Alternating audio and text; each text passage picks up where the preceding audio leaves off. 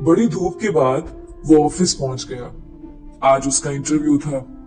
वो घर से निकलते हुए सोच रहा था, ऐ काश आज मैं कामयाब हो गया तो फौरन अपने पुश्तैनी मकान को खैर बात कह दूंगा और यही शहर में कयाम करूंगा।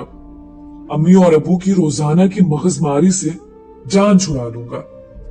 सुबह जागने से लेकर रात को सोने तक होने वाली मगजरेजी से उकता गया हूँ, बेजार हो गया हूँ। सुबह गुस्ल खाने की तैयारी करो तो हुक्म होता है पहले बिस्तर की चादर दुरुस्त करो, फिर गुस्ल खाने जाओ। गुस्ल खाने से निकलो तो फरमान जारी हो जाता है, नल बंद कर दिया, तौलिया सही जगह पर रखा है या यूं ही फेंक दिया।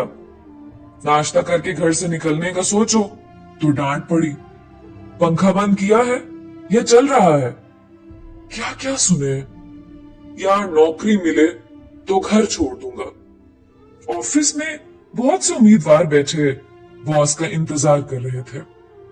10 बज गए थे। उसने देखा पैसेज की बत्ती अभी तक जल रही है। अम्मी याद आ गई तो बत्ती बुझा दी।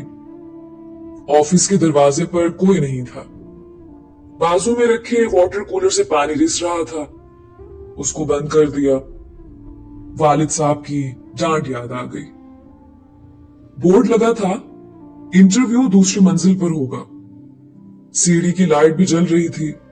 उसे बंद करके आगे बढ़ा तो एक कुर्सी सरे राह दिखाई दी। उसे हटाकर ऊपर गया।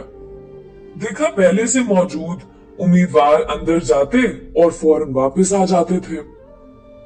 मालूम करने पर पता चला कि वो एप्लीकेशन लेकर कुछ पूछते नहीं हैं, फौरन वापस भेज देते हैं।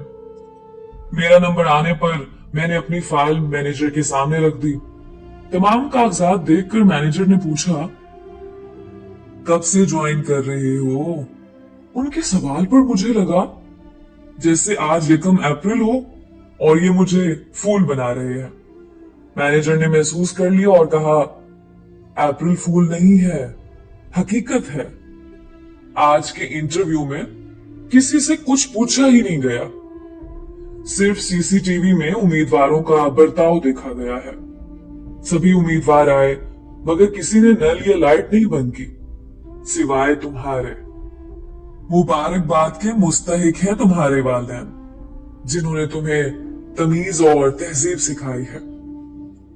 जिस शख्स के पास सेल्फ डिसिप्लिन ही नहीं, वो चाहे जितना होशियार और चालाक हो, मैनेजमेंट और जिंदगी की दौड़ में पूरी तरह कामयाब नहीं हो सकता।